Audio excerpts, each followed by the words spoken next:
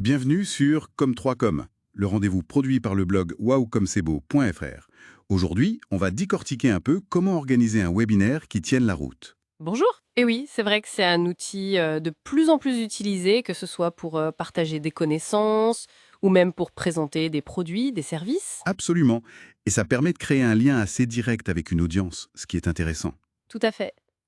Mais ça peut paraître un peu une montagne parfois.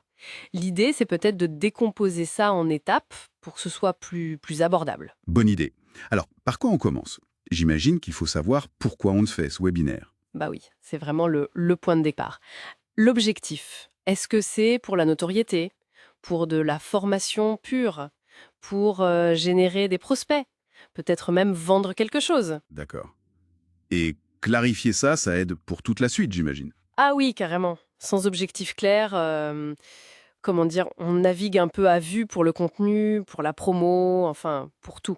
Logique. Une fois qu'on a cet objectif en tête, vient le choix du format et j'imagine de l'outil. Exactement.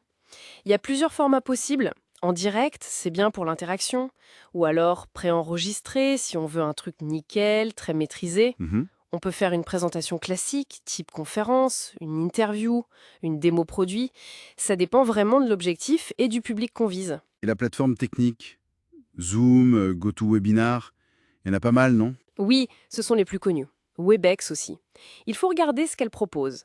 Le partage d'écran, évidemment, le chat pour les questions, les sondages peut-être, et puis la fonction d'enregistrement. L'enregistrement, c'est important ça, pour ceux qui ne peuvent pas être là en direct. Ah oui, beaucoup s'inscrivent justement pour avoir accès au replay.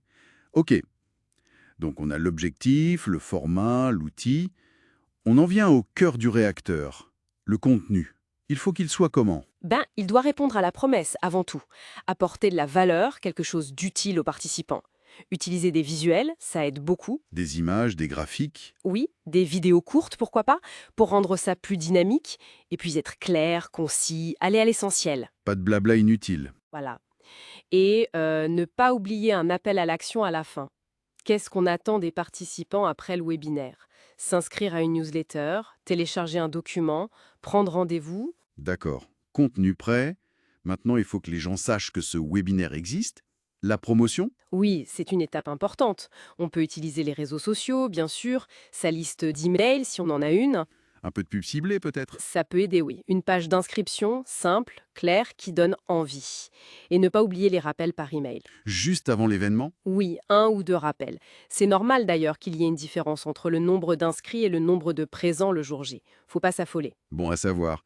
Et avant de lancer le direct, un petit check technique s'impose, j'imagine, pour éviter la panique. Ah, ça c'est indispensable. Tester son micro, sa caméra, vérifier sa connexion Internet. C'est la base. Faire un test complet sur la plateforme. Oui, si possible avec un collègue, pour simuler les conditions. Et toujours avoir un plan B. Un plan B? Bah oui, un autre ordi prêt au cas où, une connexion 4G sur son téléphone. On sait jamais, un petit pépin technique peut arriver. Prudence et mère de sûreté. Bon, on est prêt, le jour J arrive. L'animation du webinaire lui-même. Comment on s'y prend pour que ce soit vivant? Alors là, l'attitude compte beaucoup. Il faut être dynamique, engageant, mais rester professionnel bien sûr. Un ton assez détendu, ça aide à mettre à l'aise. Il faut encourager les questions, j'imagine? Oui, absolument. Utiliser le chat, répondre aux questions au fur et à mesure ou à des moments dédiés. On peut lancer des petits sondages pour rythmer un peu. Ça crée de l'interaction. Et à la fin? À la fin, on répond aux dernières questions. On remercie chaleureusement tout le monde pour sa participation. Et on indique clairement comment accéder à l'enregistrement ou aux ressources promises. Ok, le direct est fini, tout s'est bien passé, on souffle et c'est terminé. Pas tout à fait.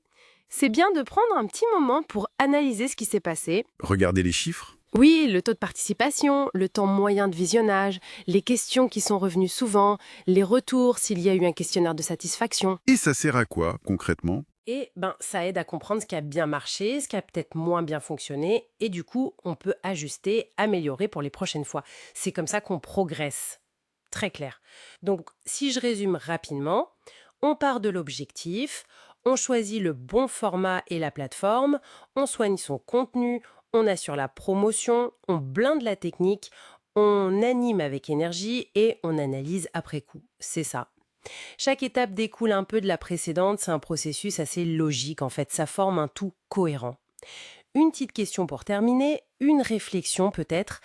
Au-delà de toutes ces étapes bien rodées, est-ce que finalement, l'authenticité de la personne qui présente, sa personnalité, ce n'est pas ça qui peut vraiment transformer l'expérience d'un webinaire? C'est une excellente question. Effectivement, la touche personnelle, l'authenticité, ça peut faire une vraie différence. Voilà, de quoi réfléchir. Merci pour cet échange, Even.